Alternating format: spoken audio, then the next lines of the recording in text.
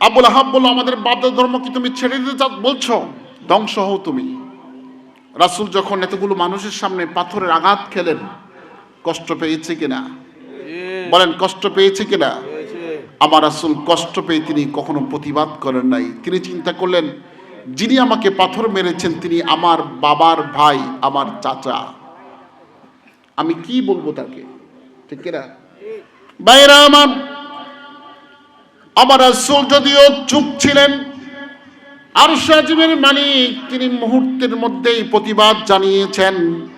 তিনি ঘোষণা করলেন, তাব্বাত ইয়াদা আবি লাহাবি ওয়া তাব, ধ্বংস হোক আবু লাহাবের দুই হাত এবং ধ্বংস হোক সেই নিজেও। আল্লাহু আকবার বলেন।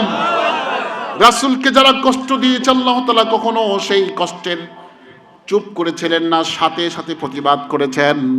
আপনি কোরআন কারীমে এমন কোন আয়াত, এমন কোন শব্দ পাবেন না আল্লাহ তাআলা কোনো মানুষের নামে সরাসরি আঘাতমূলক কথা বলেছেন, ধ্বংসের সার্টিফিকেট দিয়েছেন। একমাত্র আল্লাহ তাআলা আবু লাহাবের নামে ধ্বংসের কথা বলেছেন। ঠিক কিনা বলেন? ফেরাউনের নামে এত কঠিন কথা আল্লাহ বলে নাই, আবু লাহাবের নামে বলেছে। আল্লাহ তাআলা বলেছেন, তাব্বাত ইয়াদা, আবু লাহাবের দুই হাত ধ্বংস হোক।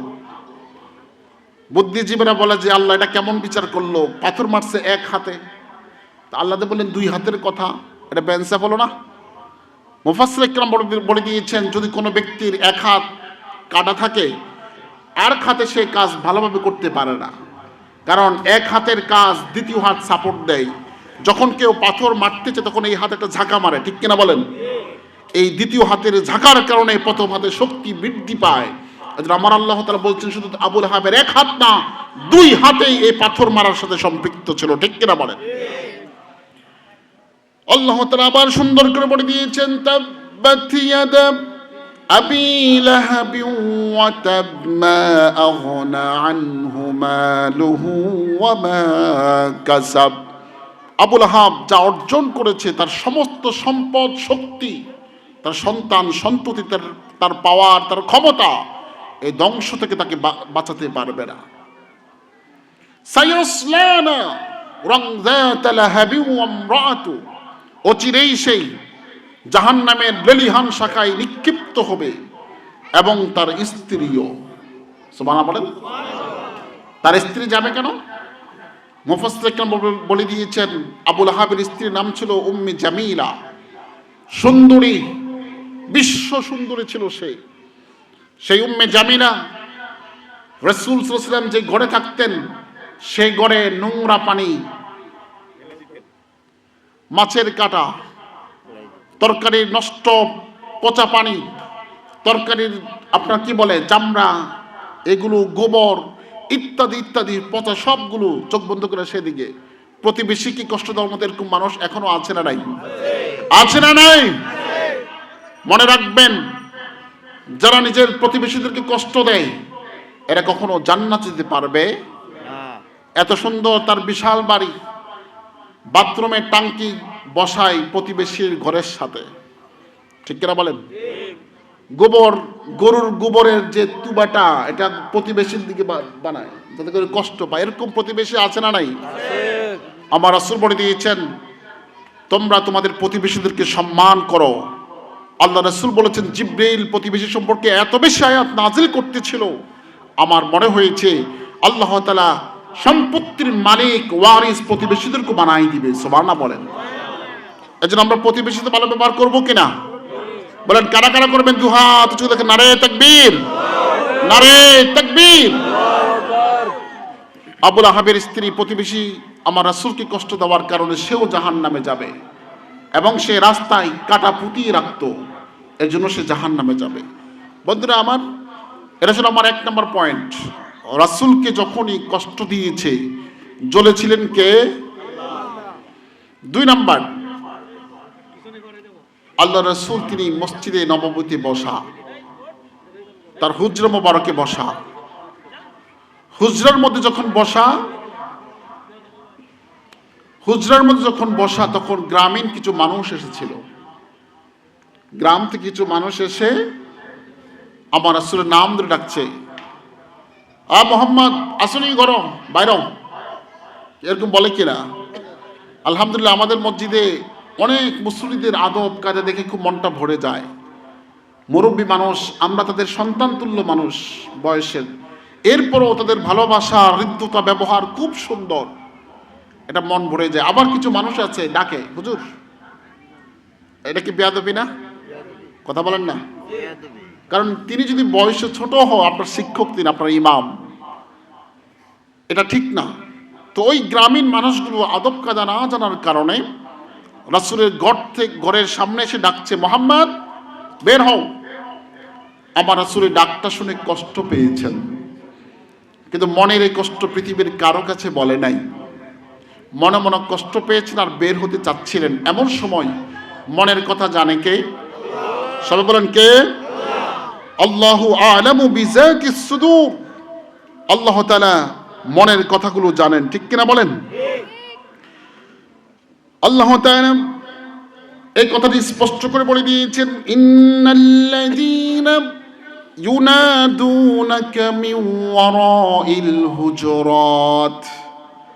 হুজরা মানে হচ্ছে হুজুর যেখানে থাকে, ঠিক কিনা বলেন? হুজরা মানে হুজুর যেখানে থাকেন, মসজিদের পাশে যে রুমটা, এটাকে আরবিতে বলে কি? হুজরা। আমরা জানি কিনা বলেন? আল্লাহ তাআলা সেই হুজরা, রাসূলের সেই ঘর সম্পর্কে একটা সূরা নাযিল করে দিয়েছেন, সূরাতুল হুজুরাত। সুবহানাল্লাহ বলেন। আল্লাহ তাআলা বলছেন, নিশ্চয় যারা আপনার হুজরার পাশে দাঁড়িয়ে আপনাকে নাম ধরে ডাকে, ও রাসূল আপনি যার কারণে কষ্ট পাচ্ছেন, আকসিরুহুম লা ইয়াকিলুন, এদের কোনো আকল নাই। যার আকল না, আমরা কি বলি? বলেন না, কি বলি? আল্লাহ এদেরকে ব্যাককল ডেকেছেন। সুবহানাল্লাহ বলেন। দেখেন আমার রাসূল কিন্তু কিছু বলছে না, রাসূল কষ্ট পেয়েছেন মনে মনে, পৃথিবীর কারো কিছু বলে নাই, কিন্তু এই কষ্টটা বুঝেছেন কে? এবং বুঝার পরে কি দেখেছেন? ব্যাককল বলে তাদেরকে সম্বোধন করেছেন। সুবহানাল্লাহ বলেন। তারপরে আমার আল্লাহ তাআলা আবার বললেন, ওয়ালাউ আন্নাহুম সাবারু, তারা যদি আপনাকে এইভাবে না ডেকে ধৈর্য ধারণ করত, হাত্তা তাখরাজা ইলাইহিম, তাদের কাছে আপনি বের হওয়া পর্যন্ত তারা যদি অপেক্ষা করত, খবর পাঠাতো যে হুজুর আপনার কাছে 3 জন মেহমান আসছে, যদি একটু দেখা করতেন। হুজুর আসা পর্যন্ত তারা যদি অপেক্ষা করত, চুপচাপ বসে থাকতো, আল্লাহ বলছেন লাকানা খায়রুল লাকুম, এটা হতো তাদের জন্য সবচেয়ে কল্যাণকর। তাহলে তারা আর ব্যাককল হতো না। সুবহানাল্লাহ বলেন। তাহলে আমি বুঝাতে চাচ্ছি আমরা কেমন রাসূল পেয়েছি, বুঝতে পারছেন? আমার রাসূলের কষ্ট আল্লাহ কখনো বরদাস্ত করতেন না। বন্ধুরা আমার, এরপরে আল্লাহ তাআলা প্রিয় হাবিব সাহাবীদেরকে একবার দাওয়াত দিয়েছিলেন।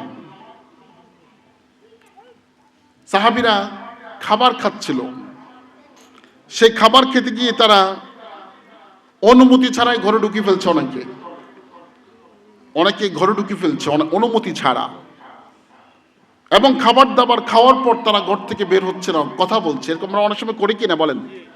কোথাও গেলে খাইয়া দিয়ে আমরা বসে বসে গল্প করি, এটা ভুলে যায় যে আরে আমরা না খাইছি, আরো না রয়েছে, কেউ আরো না লোক রয়েছে, আমরা ভুলে যাই। এখন সাহেবে দাওয়াত এটা বলতেও পারে না যে একটু আপনারা যদি বের হতেন, বললে আবার কোন মুসিবতে পড়ে, কারণ নতুন বেয়াই, নতুন আত্মীয়, নতুন খ্যাস কুটুম, এদেরকে বললে আবার কোন কষ্ট পায় কেউ। এই যে বলতে পারছে না, তারা মনে মনে কিন্তু কষ্ট পাচ্ছে। ঠিক সাহাবা ইকরামের এরকম একটা ঘটনা আমার রাসূলের ঘরে ঘটেছিল। আমার রাসূল এই লোকদের কারণে একটু কষ্ট পেয়েছেন। তারা খাবার দাবার খাওয়ার সময় তারা অনুমতি ছাড়া ঢুকেছে, এবং তারা খাবার দাবার শেষ করে তারা বসে বসে গল্প করছে। আমার রাসূল কষ্ট পাচ্ছেন, কিছু বলতে পারছে না। আল্লাহ তাআলা এই কথাটাও কোরআন কারিমে কোট করে দিয়েছেন। জোরে বলেন না সুবহানাল্লাহ। সূরা আহজাব আয়াত নম্বর 33-53 আল্লাহ তাআলা সুন্দর করে বলছেন, ইয়া আইয়ুহাল্লাযীনা আমানু লা তাদখুলু বুয়ুতান নবী। হে ঈমানদারগণ, এখানে যারা আসছো তোমরা কাফের না, তোমরা সবাই মুমিন। তোমরা কি মুমিনদের ভুল হতে পারে না? আকল তো সবার সমান না। আমার আল্লাহ তাআলা বলছেন, হে ইমানদারগণ, তোমরা যারা আসছো, লা তাদখুলু বুয়ুতান নবী, নবীর ঘরে ঢুকিও না, নবীর ঘরে প্রবেশ করিও না, ইল্লা আন ইউযানা লাকুম, অনুমতি ছাড়া। সুবহানাল্লাহ বলেন। এজন্য অনুমতি লাগবে কিনা? লাগবে কিনা? আর অনুমতি দিবেন কেমনে? কাশ কেউ কি কাশ, আমরা তখন কাশ দিই। কোন বাড়িতে গেলে আমরা কি দিই? আল্লাহ তাআলা আমাদেরকে শিখিয়ে দিয়েছে যে না, কাশ না, কি হবে? আল্লাহ তাআলা বলে দিয়েছেন, ইয়া আইয়ুহাল্লাযীনা আমানু লা তাদখুলু বুয়ুতান গায়রা বুয়ুতিকুম হাত্তা তাস্তানিসু ওয়া তুসাল্লিমু আলাইহিম।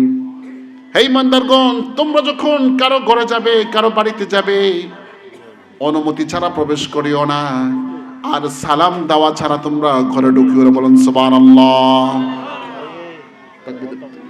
নারায়ে তাকবীর, আল্লাহু আকবার, নারায়ে তাকবীর, আল্লাহু আকবার, নারায়ে রিসালাত।